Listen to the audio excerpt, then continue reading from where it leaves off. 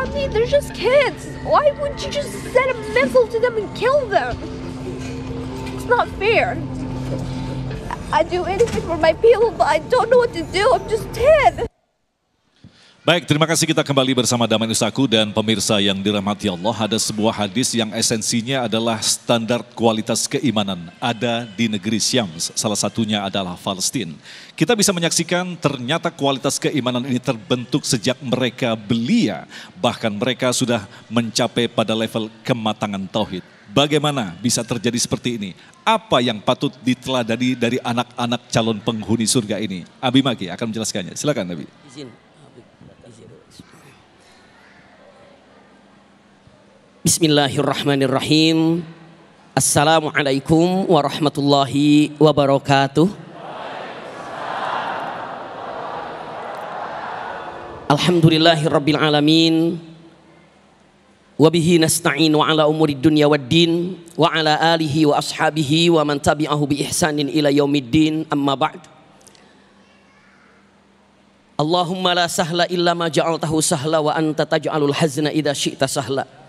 Allahumma inna nas'aluka hubbaka wa hubba man ahabbak wa hubba amalin yuqarribuna ila hubbika birahmatika ya arhamar rahimin. Amin ya rabbal alamin. Masya Allah, tabarakallah. I'tikaf di masjid yang sangat indah ini. Dan guru kami yang kami hormati, kami cintai, Babi Haikal Hasan, hafizahullah. Juga untuk Ustadz Aslam Sambo, hafizahullah. Dan Ustadz Agung yang Masya Allah, hafizahullah. Dalam kenyataan yang sesungguhnya, ternyata keindahan yang ditampakkan di depan kita.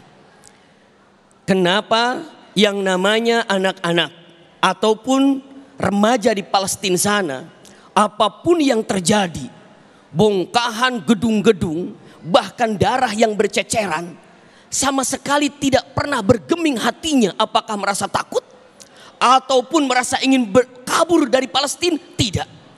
Pastinya ada sesuatu hal yang bisa kita ambil hikmahnya. Pertama, mereka punya spirit, punya semangat untuk taat kepada Allah Subhanahu wa taala. Dan ini adalah hasil didikan daripada orang tua mereka pastinya. Dan ternyata hakikat kemerdekaan yang selalu kita gaungkan, merdeka, merdeka, sebenarnya mereka sudah merdeka secara hatinya. Mungkin orang mengatakan merdeka, tapi hakikatnya hatinya masih terjajah. Terjajah dengan dunianya, terjajah dengan hawa nafsunya, terjajah dengan jabatannya, terjajah dengan ilmunya.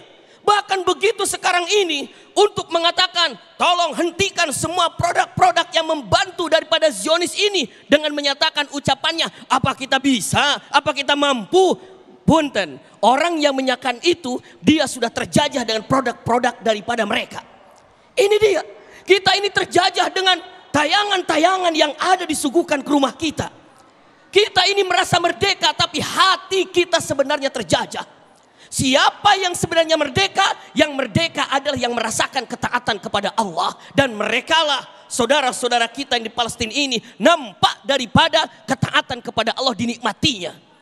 Nikmat mereka keadaannya. Kenapa jawabannya? Nampak dari wajah mereka berseri-seri. Kita tidak melihat dengan orang-orang dewasa yang kita tampilkan tadi, itu adalah anak-anak yang mungil-mungil, hanya mengatakan keadaan alhamdulillah ya Rob, ya Rob, ya Rob, selalu begitu. Kenapa?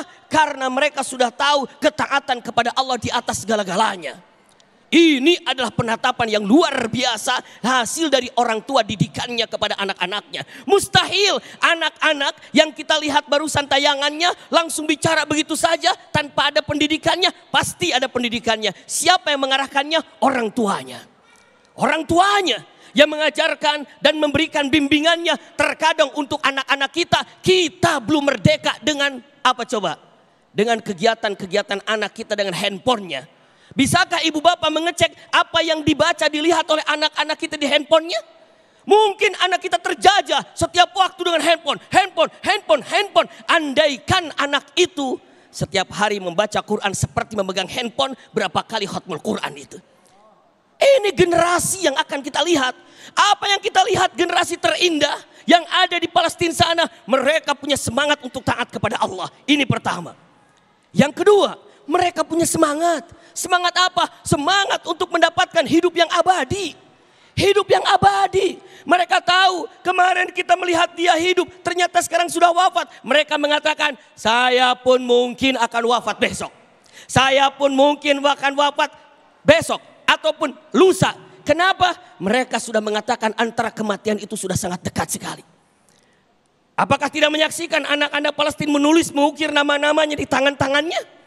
Tangannya diukir namanya Fulan diukir, namanya Fulan diukir. Untuk apa? Mereka mengatakan, andai aku hancur jasadku nanti, wafat syahid, engkau akan mengenaliku dengan nama yang tertulis di tanganku. Apa yang menyebabkan begitu? Mereka cinta terhadap kehidupan yang abadi.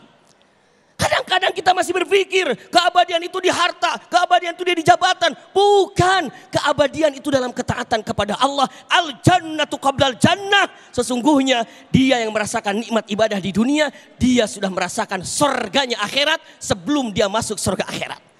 Itu kenikmatan yang luar biasa. Pegang baik-baik.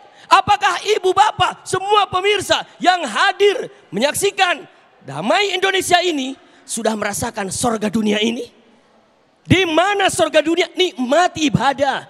Nikmati sesungguhnya kematian ini sangat dekat dengan kita. Usikum wa iyaya nafsi bitaqwallah. Lihat orang tuanya bagaimana berjuang. Ternyata kalau seandainya pemirsa semuanya melihat para mujahid itu tanpa memperlihatkan wajahnya. Selalu ditutup wajahnya tanpa memperkenalkan wajahnya. Ketika ditanya, kenapa engkau menutup wajahnya? Pengecut ya kalian ya, tidak memperlihatkan wajahnya di media. Demi Allah bukan pengecut mereka. Tapi apa? Mereka mengatakan Palestina pasti akan merdeka. Saya takut ketika Palestina merdeka, wajah saya sudah dikenal sebagai mujahid. Mereka akan mengatakan inilah pahlawan kita. Dia tidak mau diangkat seperti itu. Kenapa? Karena semuanya lillahi ta'ala. Allahu Akbar. Jadi inilah coba kebalikan mungkin yang ada di negeri kita. Atau di negeri yang mana? Kenapa? Orang ingin dikenal agar apa? Agar apa? Justru karena Allah, berjuang karena Allah, biarlah Allah yang memandangnya. Terakhirnya, usikum wa iyaya nafsi bitaqwallah. Yang paling luar biasa lagi, kok bisa seperti itu? Karena anak-anaknya dijadikan sebagai hafal Quran, penghafal Quran. Maka kekayaan yang ada di Palestina, ingat semuanya, kekayaan yang ada di Palestina yang tidak dimiliki oleh negeri manapun, mereka punya kekayaan, para hafal Quran lahir di sana. Bisakah kita untuk menjadikan ketenangan dalam hidup ini ketika menjadikan anak-anak kita menjadi hafal Quran? Ini yang harus ditegakkan dan ini harus digambarkan. Bismillah, mudah-mudahan kita bisa memiliki kekokohan iman bagaikan imannya anak-anak yang ada di Palestina sana. Amin ya rabbal alamin. Jazakumullah khair ala husni istima'ikum. Terima kasih Abi, luar biasa sekali. Memang benar pemirsa, tidak bermaksud melebih-lebihkan. Karena secara kasat mata memang mereka memiliki kelebihan. Berbicara tadi dengan interaksi handphone, barangkali selama ini anak-anak kita berinteraksi dengan handphone. Ada sebuah tayangan yang sangat singkat yang kita saksikan ketika seorang anak Palestina dioperasi kakinya yang patah, tulangnya patah. Pada saat itu kehabisan obat bius, dokternya melakukan istilahnya pembiusan secara nyata. Dan dia sangat merasakan rasa sakit, tetapi yang ada di tangannya adalah Al-Quran. Ketika ditanya, Al-Quran ini yang membuat saya tidak merasa sakit ketika dioperasi. Allahu Akbar, luar biasa sekali kualitas anak-anak dari Palestina. Dan baik, untuk memperdalam tema kita nanti, kita akan dengarkan pertanyaan-pertanyaan yang akan dipandu oleh rekan saya Amel. Silakan Amel. Baik, terima kasih Mas Agung. Kini saatnya kita memberikan kesempatan untuk jamaah dari Masjid Al-Falah untuk bertanya. Di sebelah saya sudah ada salah satu jamaah. Assalamualaikum Ibu. Waalaikumsalam warahmatullahi wabarakatuh. Dengan siapa namanya Ibu? Saya Ibu Endang. Baik Ibu, silakan pertanyaannya apa Ibu? Baik, terima kasih sebelumnya atas kesempatan yang diberikan kepada saya.